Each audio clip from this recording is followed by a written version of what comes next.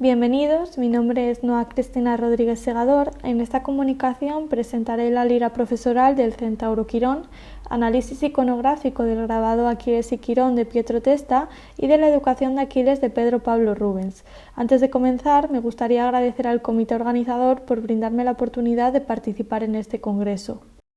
Según las fuentes clásicas, Quirón es hijo de Crono y Filira. Crono se transformó en caballo para eludir a Rea y de esa unión nació Quirón, un ser inmortal mitad hombre y mitad caballo. Pérez de Moya señala que el nombre de Quirón deriva de su invención de la cirugía, ya que en griego significa mano, diferenciándola de la medicina propiamente dicha, cuyo artífice es el dios Asclepio. Para abordar el origen de los centauros conviene considerar dos versiones clásicas. Higinio, en fábulas, relata que tras intentar violar a Hera, Isión fue engañado por Zeus, quien envió una nube con la forma de la diosa y al yacer con ella surgieron directamente los centauros. En cambio, Apolodoro describe que de la misma unión nació Centauro, hijo de Isión y la nube, quien se convierte en el progenitor de toda la estirpe centáurica. Una excepción la constituyen Quirón, pero también Folo, hijo de Sileno y de una ninfa de los Fresnos, pues Grimal indica que carecen del temperamento salvaje que tanto caracteriza a sus congéneres, pues destacan por su benevolencia, por mostrar afecto hacia los humanos y evitar la violencia. Una de las funciones más relevantes de Quirón fue la de maestro, pues Virgilio en las Geórgicas lo designa entre los maestros en el arte. Era conocido como sabio consejero y educador de personajes míticos como el héroe Aquiles y el dios de la medicina Asclepio. En Atenas del siglo V a.C. existió la obra titulada Los consejos de Quirón, que exalta al centauro como forjador de héroes en la mitología griega. Las fuentes clásicas presentan a Quirón como instructor de héroes en diversas artes, medicina, equitación, caza, armas y música, si bien solo en este último ámbito aparecen testimonios vinculados a Aquiles, uno de sus discípulos más emblemáticos. De ahí el uso del término lira profesoral, acuñado por Río para destacar cómo el centauro ejerce su autoridad didáctica a través de este instrumento.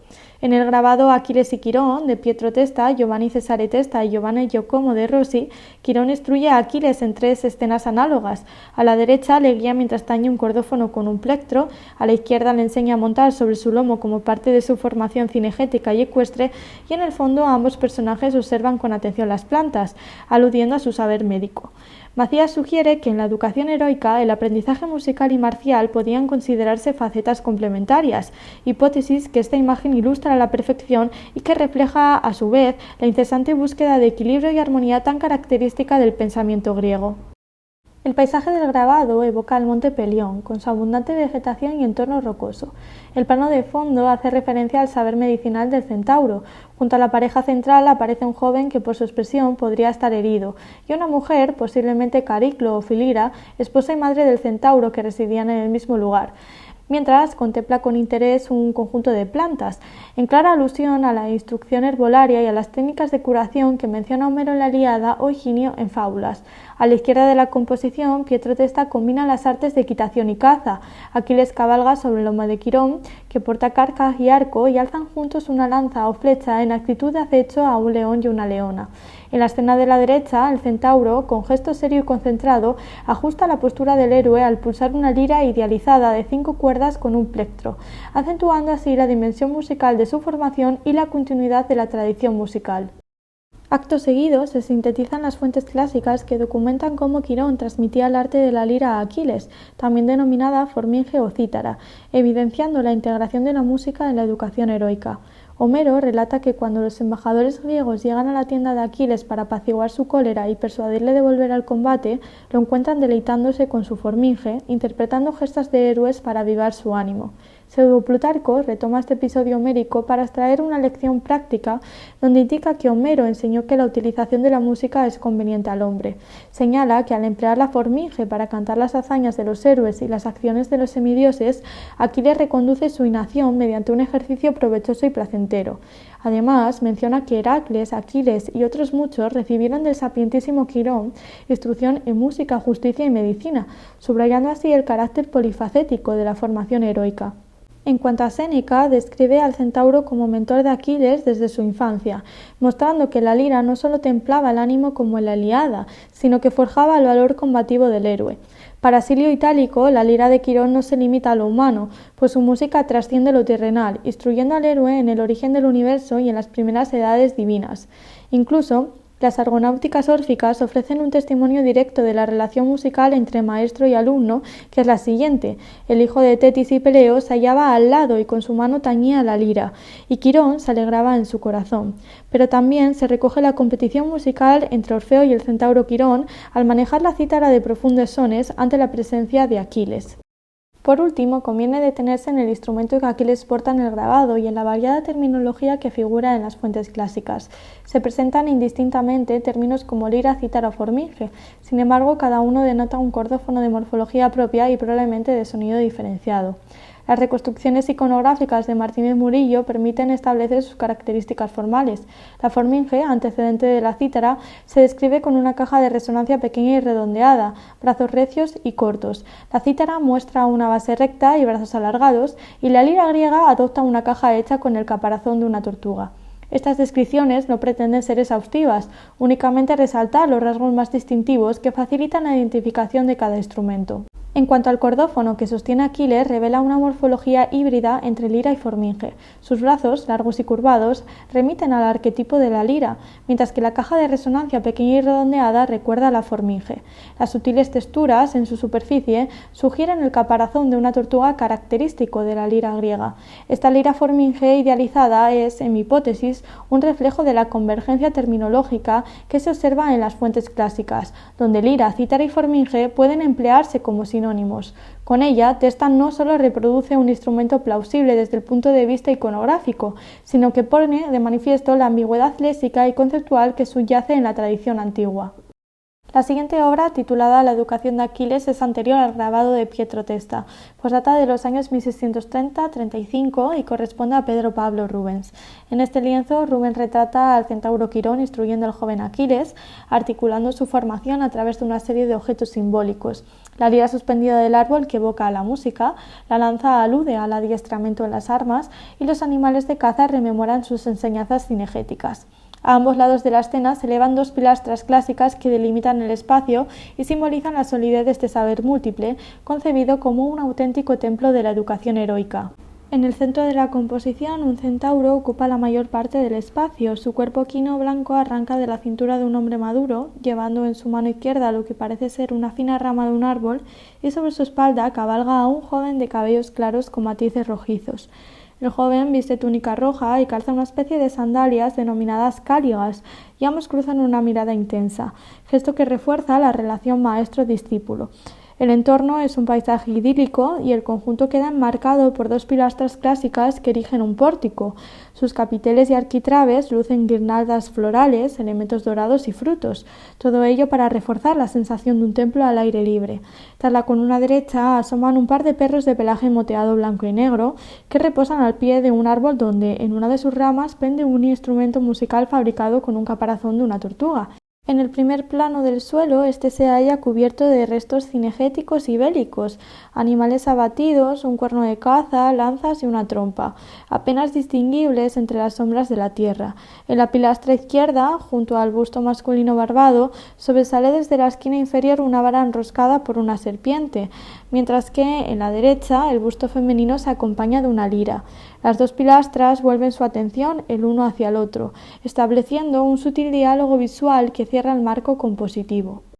El título de la pintura revela que los protagonistas son el centauro Quirón y Aquiles, así como que Rubens realiza una interpretación de la educación del héroe por el célebre instructor en la región de Tesalia.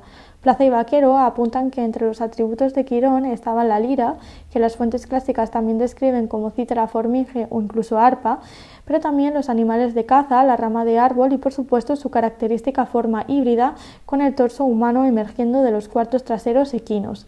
La vara asociada a Quirón no recibe un nombre específico, pero Ciclo señala que es un símbolo de poder. En la República, Platón presenta a Aquiles como educado por el sapientísimo Quirón. Rubens, en su interpretación del mito, decide destacar precisamente esa etapa de juventud y belleza previa a su transformación en el héroe armado que pasaría a la historia. Por su parte, Diodoro de Sicilia relata la crianza del joven, donde Tetis intentó hacer inmortal a Aquiles en secreto, pero al ser descubierta por Peleo lo abandonó. Fue entonces cuando el padre confió al niño a Quirón. Recordemos que Tetis y Peleo son los progenitores de Aquiles. Por otro lado, el árbol más cercano de la imagen podría aludir al tilo, vinculado a la madre de Quirón, Filira. En una lectura simbólica de la obra de Rubens pueden reconocerse, distribuidos en el espacio y en los atributos que rodean a los personajes mitológicos, los principales saberes que, de acuerdo con la tradición clásica, el centauro impartía a su alumno. El primero sería la equitación, donde Filastro el Viejo, en sus imágenes, indica que no solo le enseñaba a montar, sino que le servía de caballo simultáneamente. En cuanto al arte de la cinegética, se refleja en los versos de Píndaro, donde desde niño Aquiles mataba leones y jabalíes con su lanza y capturaba ciervos sin ayuda, mostrando una fuerza y habilidad que sorprendía incluso a Artemisa y Atenea. Se complementan con el cuerno de caza, un aerófono tañido con la boca y empleado como bocina, y la trompa de caza, un aerófono metálico de tubo progresivamente ensanchado, con boquilla estrecha, cónica y un ancho pabellón cuyo cuerpo se enrosca sobre sí mismo. El origen de esta trompa debe buscarse en los antiguos cuernos de caza que, aun a principios del siglo XVII, se utilizaban en las cacerías como instrumentos de señalización. Como documenta Praetorius, existía una Jägertrommel, una pequeña trompeta de caza metálica de tímido pabellón y ancha embocadura, cuya forma se asemeja a la que pintó Rubens. La medicina se personifica con la pilastra izquierda, pues el busto que la compone es el dios de la medicina Asclepio. Esta identificación se refuerza con el báculo o vara de Asclepio, o en romano Esculapio, alrededor del cual se enrolla una serpiente. El último ámbito es la música, representada mediante la lira. Rubens dibujó una cheilis idealizada, elaborada con el caparazón de una tortuga y rematada con cuernos que aluden a su origen mítico. González identifica la pilastra derecha con la musa Erato, portadora de una lira de ornamentación barroca, como alegoría de la poesía lírica amorosa, a diferencia de la lira que cuelga del árbol, que es de inspiración clásica. No se conserva ningún pasaje mitológico que vincule directamente a Aquiles o Quirón con Erato, en contraste con Asclepio. Sin embargo, en el Tratado Iconológico de Cesare Ripa se asocia la lira con la poesía. En la antigua Grecia, música y poesía constituían un único arte, al no ser concebidas como disciplinas independientes. Así lo explica Fernández Galiano, cuando señala que en Platón las tres partes de la educación ateniense, gimnástica, letras y música, se funden en dos al integrar las letras en la música. En la tradición romana, Quintiliano, en Sobre la música y sus alabanzas, recurre a la célebre relación entre Quirón y Aquiles para enfatizar que el vínculo entre música y oratoria está tan arraigado en la tradición que no requiere nueva demostración. Este prototipo mitológico, conformado por Quirón y Aquiles, se consolidó en la antigüedad como emblema de pedia, un concepto cuyo alcance resulta imposible reducir a una sola acepción, pues abarca al mismo tiempo educación, cultura, formación e instrucción. Vergara señala que solo estudiando su evolución histórica y desvelando sus múltiples facetas podremos comprender este fenómeno cultural, auténtico epítome de la civilización griega.